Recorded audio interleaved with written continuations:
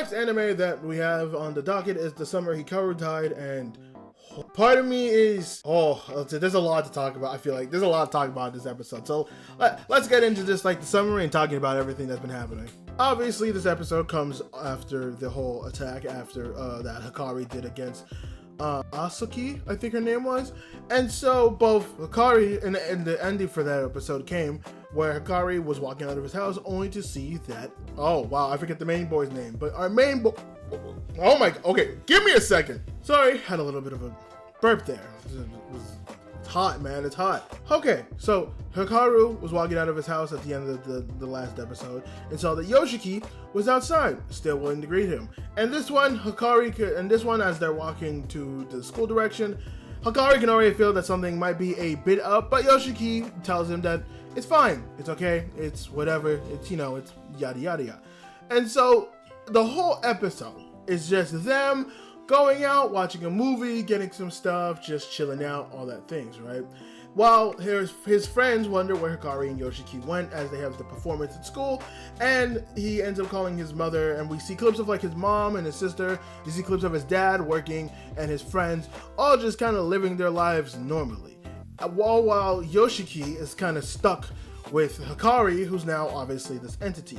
And I think it was supposed to show the duality of them just living normal lives and Yoshiki just not really able to do that, now having the knowledge that he knows about Hikari. So they spend the whole day together, they do cool stuff, and there is a point where Yoshiki calls his mom, telling him like, hey, just know that, I care about you and I care about dad, which, if my son called me about that, I feel like that would ring alarm bells, but I guess not for this family. But yeah, Yoshiki and Hikari spend the whole day together. Yoshiki gets him some toys, buys him some stuff to go eat ice cream, and there's this not somber moment, but this moment of care of hey Yoshiki, at some point we should go see the ocean. And Yoshiki's like, yeah, it's a deal, man, we'll go see the ocean. And what happens is they go back to Yoshiki's house where they're like, oh yeah, they sent us the performance of the recording, the recording of the performance, you should watch it. And while he's watching it, Yoshiki actually pulls out a knife from his bag and attempts to kill Hikari, which now also confirms this entity that has taken over Hikari's body can't be killed so easily. And so Yoshiki falls to the floor and he's just like, yep, I knew this wasn't going to happen, so if I can't kill you, then I need you to kill me, because something has to happen. And so Hikari comes to the moment where he's like, okay, Yoshiki's not mad. He's perplexed, but he's not mad, because he's trying to understand why Yoshiki would even do this, right? If there's anything that we can say about this entity that's now Hikari, he is an entity that at least tries to process or thinks about stuff, as long as Yoshiki at least tries to bring them up.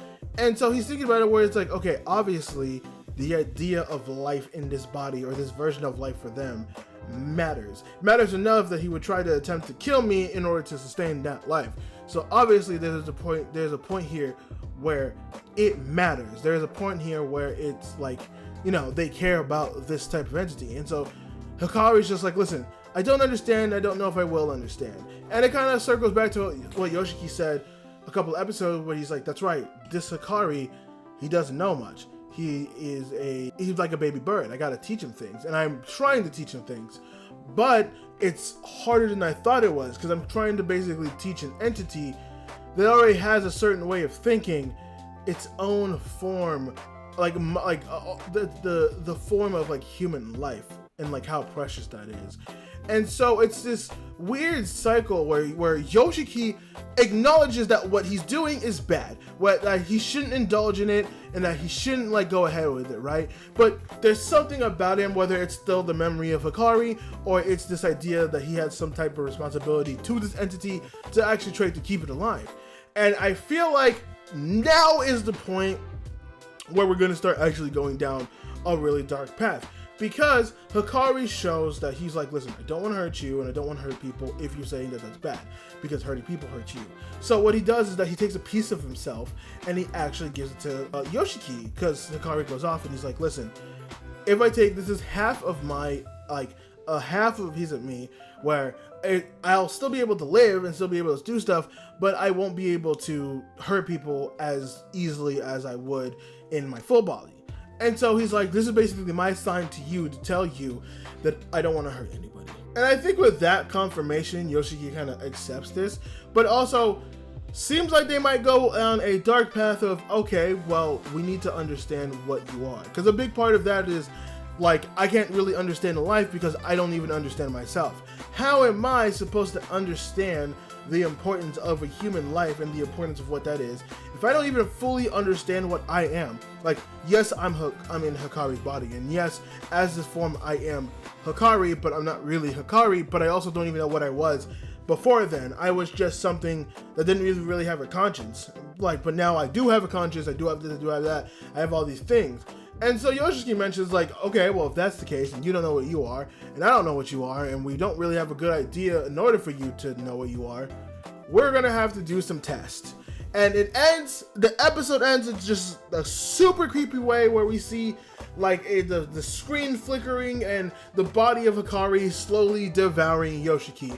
Almost like, not actually, but almost in a way where it feels like instead of Yoshiki bringing him over to Hikari's side, it feels like Yoshiki, in order for himself to keep sane, is slowly assimilating himself to the mindset of Hikari, which I think is dangerous as shit, but it does make for compelling television. So yeah, I will say, it will be very interesting to see what type of just, like, mindset and thought process both Hikari and Yoshiki try to do with these type of tests. I have no idea, like, I don't have idea what the plan is. I don't have idea what they're trying to do. All I know is that they want to do some type of plan. And it's gonna be very interesting. Again, this anime, man, so good. Makes you really think. I still have yet to really grasp the full idea of what they're trying to accomplish here. I don't know if it's the idea of what it means to be human, and or like the idea of life, or like the idea of something. I feel like they're trying to do a lot of things, but I think that's the only issue that I'm having with really understanding the goal for this show. But I am enjoying it. I've been enjoying it. I think it's been good, and it's a real thinker. It's not to the point where I'm confused. It's more of like a thinking process of, like, you've given me a lot to chew on with the material you give me, and that's for almost like every episode so far. So I have been enjoying it, and I'm gonna keep enjoying it because it's been good.